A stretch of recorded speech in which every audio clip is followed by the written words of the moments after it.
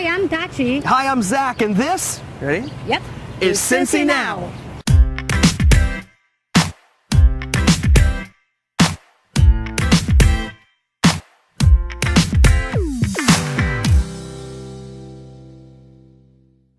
I am so excited. That's our first Cincy Now official episode. That's right. And you know what? What is Cincy Now? Well, basically, Cincy Now is everything Cincinnati. That is right. We're gonna go to restaurants, events, community outreach, different things in the community. Yeah, we have so many cool things planned for you guys. Make sure you keep staying tuned and checking out all the awesome stuff that we have coming up.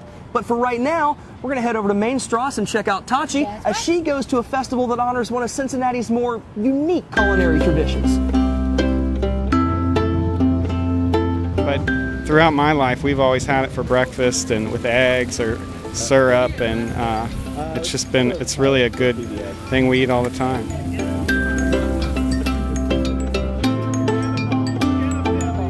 This festival has been going on for about 13 years now, and JB's Barbecue sponsors this. There's many other companies that make Goetta around town and things. This one is sponsored by JB's, and they make a really good Goetta.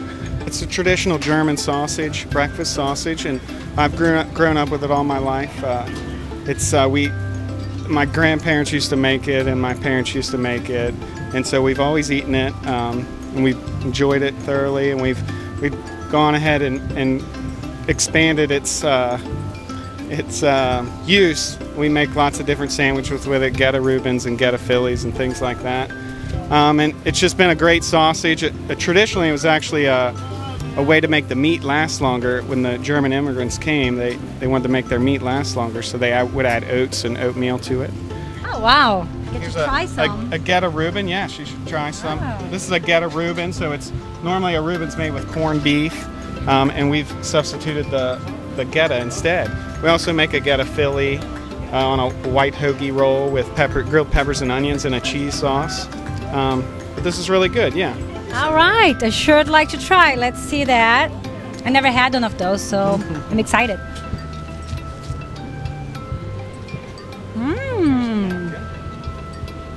Really good. Yes. Yeah, it has Thousand Island on it, of course, and the sauerkraut and a Swiss American cheese on rye.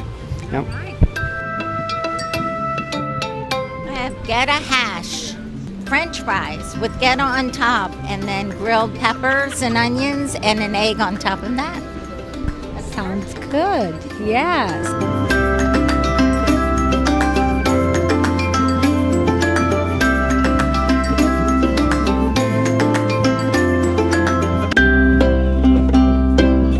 I'm here today with one of the bands that are playing at this festival.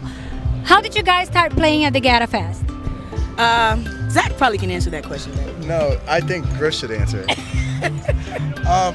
How did we start playing at the Goettafest? Well, Zach booked it, and he called us on and said, come out and do it, and we're all here. You know, we come to Goettafest, and we get to sample the food while we're on break, and we love this place, and Covington's a second home to us. You guys had to try some of the Goetta food, did you? Yeah, I've had some rib tips. Is that part of the Goetta food? She said Goetta food, not ghetto. Yeah, I was gonna say, I'm from the ghetto, so I eat it all the time. We eat ghetto food all day. No, I haven't. I'm sorry. Ghetto food. Yeah, some chillin'. Yeah, we eat a lot of ghetto food.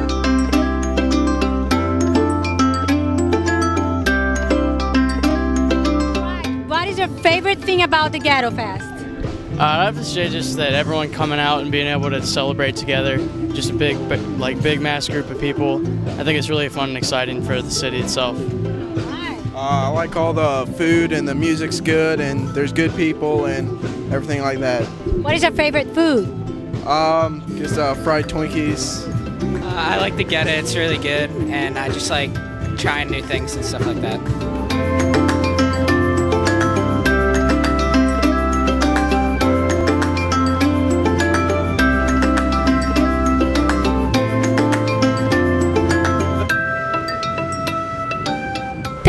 Start doing this beautiful work?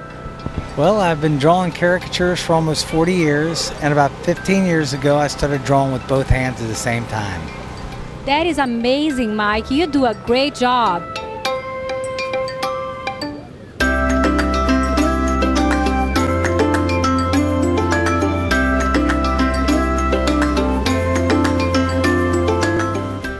the Goetta Festival at JB's Barbecue with Randy. Randy, how did you get involved with this festival?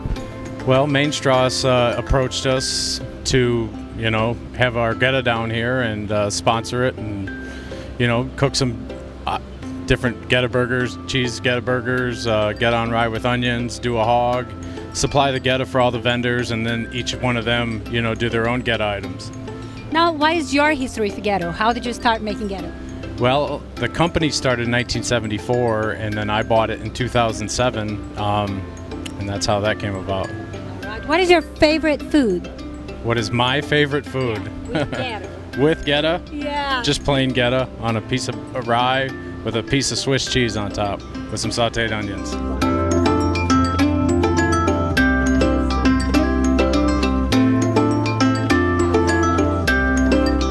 All right, Donna, tell us a little bit about how did this event start? We were sitting around talking probably 14 years ago. A lot of the people that still live in this area have the German ancestors, and we all grew up on Goetta. And we thought, what a wonderful way to celebrate our heritage, have a festival dedicated to Goetta. That sounds wonderful. That is right. So what is your favorite Goetta food? My favorite Goetta food is just plain fried Goetta, just the way I grew up. But I've sampled just about every Goetta item down here, and they're all good. It's good. And how many people are coming to this event? Usually over the 3 days, there's about 20,000. And it's just a nice laid-back festival. You can enjoy the food, enjoy the music, and just sit and relax. And do some shopping while you're here, too.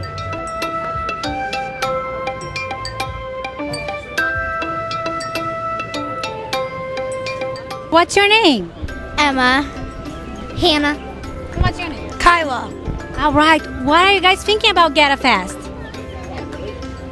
It's pretty good. I really like it.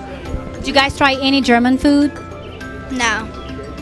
If fried pickles are German, then yes, I have. Did you try any of the Goetta food? Just about everything. I've tried just about everything here. It was all delicious. 1, 2, 3. Go Goetta! Well, that was awesome that you got to go to the Goettafest and you got to check that out. I mean, that was your first time eating Goetta, right? Yes, that was my first time, and I loved it. You loved it. Oh, it was good. Yeah. That's so cool to hear, because Goetta's one of those things that it's so uniquely Cincinnati. Yep.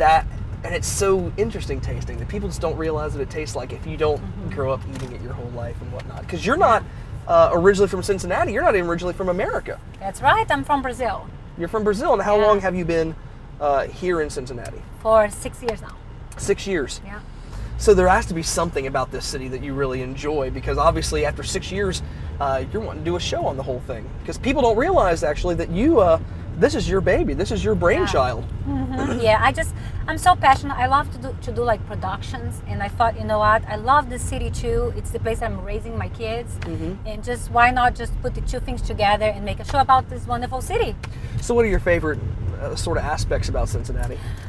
I love that Cincinnati offers you a little bit of everything. You know, you just have, it's how you said, you can get so many different things from only one city. It's just amazing. And my kids, I feel like it's a good place for them to be raised and grow up here. Well, that's awesome. Yeah, I have such a passion for the city because I grew up in Cincinnati. And I think that people don't realize how many cool things there are to see and do in Cincinnati until you go to a different city and you realize how little there actually is compared to us. Because relatively speaking, we're kind of a small town. But, you know, if you go to a place like Chicago that has a lot of cool, awesome stuff going on, it's like we almost have the cool aspects of a big city just condensed down. So this is like a little miniature Chicago almost. We have a great art scene. We have a great culinary scene. There are so many things to see and do, a lot of live bands and whatnot. And, you know, 10, 15 years ago, people weren't coming to the city like they do now. And because so many people were passionate about building this city up and turning it into something worth coming down and seeing, we have just seen an explosion of change. And I love all of that. And again, for the people that live here that may not know all this cool stuff is going on, like it's almost like reintroducing people to their city. Like, have you been properly introduced? And I think that's one of the cool things about the show, is to tell the story of the city. Exactly. I think that's what's fun about you and I together, is because me being a Cincinnati native and knowing about a lot of stuff in the city, and you not being a native, we can kind of play off each other a little bit. And I want to show you cool stuff, and I think it's awesome to see you do things for the first time and see your reactions. I think, I mean, I connect with that because I'm so proud of my city.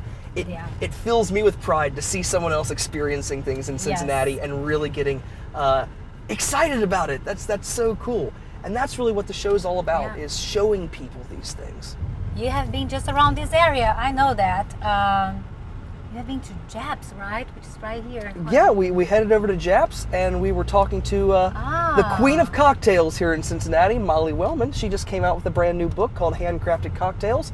And I don't know, let's check that out, shall we? That'll be awesome. Well, hey guys, we're sitting here with Cincinnati's queen of cocktails, Molly Wellman. Molly, thank you so much for inviting us to Japs to talk to you. Now, Japs has been open for, what, 2 years now, right? 2 years, yeah. And you become kind of a celebrity in the city in those 2 years, right? I don't like to be called a celebrity. I'm just a girl from Cincinnati, so. You grew up in Cincinnati, right? I did, yep. Where'd you go to high school? I went to, it's such a Cincinnati question. I went to Macaulay and I went to Coleraine. I'm a West Side girl. And when did you start to develop this love of making amazing cocktails and drinks? You know, it wasn't until I grew up in Cincinnati, and then I moved away for a while. I moved away for like 12 years. Went to school in San Francisco and lived out there for a while. And then I decided I wanted to move home and be with my family in my hometown. And it wasn't until I moved back 5 years ago that I fell in love with making classic cocktails. Because cocktails wasn't your first choice, right? You did jewelry. That's right. Jewelry making, correct? I went to school for jewelry design, so I can make diamond rings, although it's very expensive, so I don't do that. But I can. And then I also went to school for nutrition, so I'm a certified nutritionist. And but I put myself through school bartending out in San Francisco. So cocktails is a very well-rounded part of your diet, then, right? Yeah. Cocktails are good for you. You heard it right here. Molly says that cocktails are very good for you. They're good for your soul. So when you came back and you started to develop this love of kind of making drinks, where did you land first in Cincinnati to start doing that? I started at this place called Chalk. It's funny, I wasn't sure how Cincinnati would take me. I've been gone for 12 years, and I have a kind of an interesting style that when I left was not the best, most popular style, like with the tattoos, and I wasn't ready to wear khakis and work in a cubicle. So I was like, you know, I'm going to bartend because I know I can do that. And so I started putting my resume out everywhere and started at this place called Chalk in in Covington, Kentucky. It's not there any longer, sadly. It's closed up, but it was such a fantastic restaurant. Great people. Adventurous people, and it's behind this teeny tiny little bar in that restaurant. They wanted me to make classic and craft cocktails. I was like, okay, so let's do it. That's cool. But as I started reading about it and getting into it and researching, I fell madly in love with it, and I became obsessed with it. So I started reading all these cocktail books, like cover to cover. And just what I didn't know in the cocktail book, I would look up on the internet and find out what it was. And so I had a great understanding. And then I started tasting everything, and that was the fun part. Knowing how the flavors work together, and then I could put new cocktails together. And I just found that to be a work of art. Well, you kind of got a name for yourself when you started over at Neon's, yeah. correct? When did you move to Neon's? Well, I went from Chalk, I went to Rookwood, I worked up at Rookwood. And then I went to Lavomatic, and I met a lot of great people in Over the Rhine. That's really where I started to meet a lot of people in Over the Rhine. And then when I left Lavomatic, I started kind of out on my own, just kind of guest bartending at different places. And so I ended up at Neon's while I was guest bartending during the summer. One summer, I don't know, they asked me to come, and as with every bar, I was put into the corner, and there's Molly Wellman over there. She's making her fancy pants cocktails. And but the owners, who I'm now partners with, they were like, hey, you know, we want to do something with you, and you know, we like what we see, and we have a great idea. And I was like, that's great, because I was in the middle of writing a business plan to open my own bar, and writing a business plan is It's a feat. So I said, do I have to write a business plan? They said no, and I was like, I'm in. Let's go.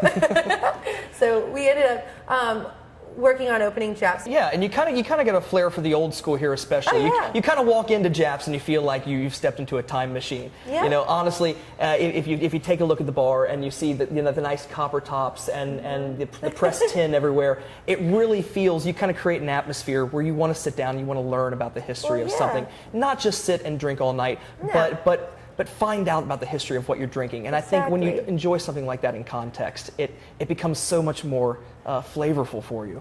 What's really neat about these cocktails, and going back to before Prohibition and about the 1880s, turn of the century, when people did go in and sit down and have a drink, especially at the big hotels, it was about having an experience and having like a social experience with somebody else along with the drink. And that's kind of what we wanted to do here at Japs. We really wanted to bring that feeling back again, even though I wasn't there. I'm not that old. From reading about it, that's where I kind of got the idea to like put that together. You know, we don't have TVs here. It's not about it's not about watching TV or getting focused in on ESPN. I don't like TVs in bars. That's one of my biggest pet peeves. I don't like it. And every bar in the city has a freaking TV. I don't like that at all.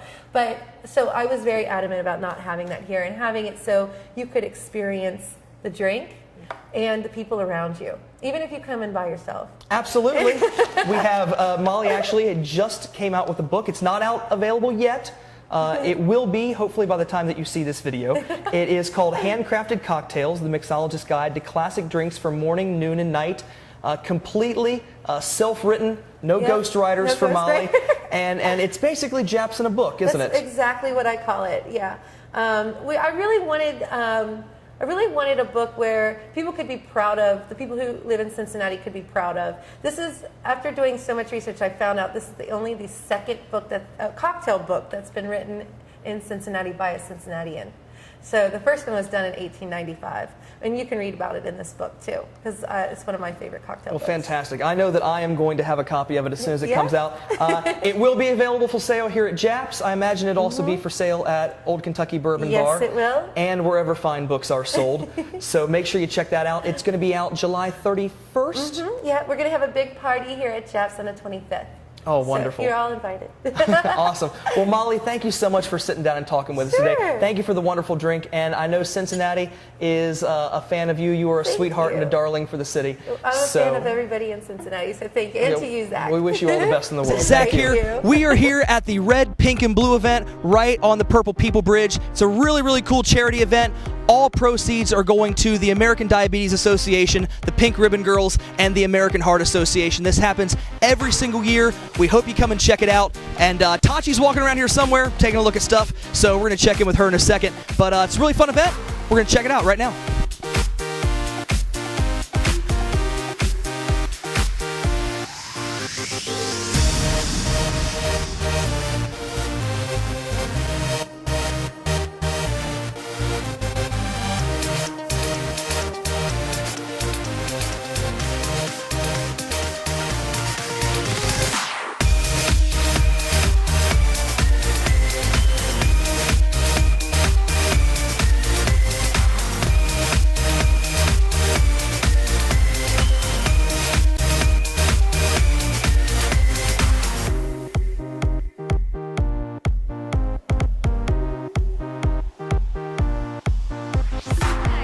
I'm here with Amy Scalia from Cincy Chic. Tell us what inspired you to do this beautiful event. Actually, what inspired me, I saw it was a fashion show over the Great Wall of China. It was on a YouTube video somewhere, and I was like, what is Cincinnati's Great Wall of China? And I thought, you know what, the Purple People Bridge is really cool, and we could do a fashion show there. We could have a party on the bridge. So 5 years ago, I came up with the idea to do this, and what we do is we have food and fashion and lots of fun, and the runway, the seats can be purchased in a red, pink, or blue section to support one of the 3 women's health causes that we're supporting this evening. So it's a big fashion show, about a quarter-mile runway of a party here. All right, sounds good. And tell us a little bit about each cause. Well, the red represents the American Heart Association, the pink is the Pink Ribbon Girls, and the blue is for the American Diabetes Association. So 3 really important women's health causes. All right, great event, beautiful work. Good job, Amy. Did you enjoy the fashion show? Oh, it was beautiful. Yeah, what was your favorite part? Oh, well, just putting it all together, you do so much work behind the scenes, and then just to be able to sit there and watch this show and enjoy it, and it all came together beautifully. We even had a rainbow I ordered in special for you. Yes, it was great. You did a good job. Thank Good you. job. Thank you. All right. Well, Tachi, I think that was a pretty great first show, don't you think? Yeah, I loved it. It was just pretty awesome. Yeah. You know what? I'm so excited about what Cincy Now is going to become, because if you look out over this whole city, there are so many things to see and do, and just to connect people to each other and to let them know what's going on. I mean, that's really exciting. We got a pretty cool future ahead of us, I think. That is right. I just love to bring the city to the people. And you know what? That's where you guys come in. We need your show ideas. This is your show, guys. We want to know what you want to see. So follow us on Facebook, Cincy Now. Go to our website, cincynowshow.com, and follow us on Twitter @CincyNowShow. Give us your show ideas. Let us know what you want to see. So stay tuned. Stay connected. And we'll see you later. See you later. I am so sorry to interrupt you, but we're about to film a TV show right here, right in this angle. So if you guys could just move over a little bit, I would really, I would love to have some extras. Thank you so much, guys. I appreciate it. My mom is like, Okay, all right. I just want to make sure. if I played the way you did, I would be going up by now. You know, right? You keep bringing that up. You want me to forget about it, yet you keep bringing it up. Welcome to the first official episode of Cincy Now. Now, what is Cincy Now? Basically, yep. I think, you know what? We're heading down Main Street. And I think that I was at a place just recently on Main Street. Sorry. We're doing that now. Touching. Yeah, sorry. Segway. Yeah. Yeah. Hot night spots, neighborhood secrets. Awesome food, interesting people. Yeah, in community service.